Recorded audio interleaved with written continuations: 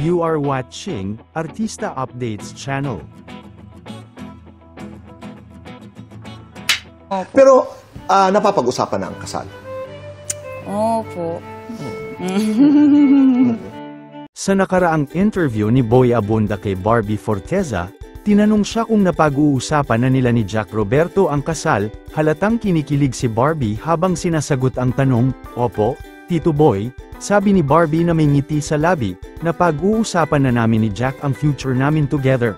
Umamin si Barbie na madalas mag-send si Jack ng mga wedding videos sa Instagram, nagsesend siya ng mga videos ng weddings na gusto niya.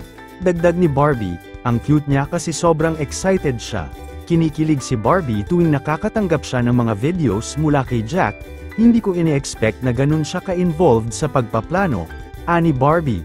"Talagang napaparamdam niya sa akin kung gaano niya ako kamahal." Ang sweet moment na ito ay nagpakilig din sa mga viewers ng interview.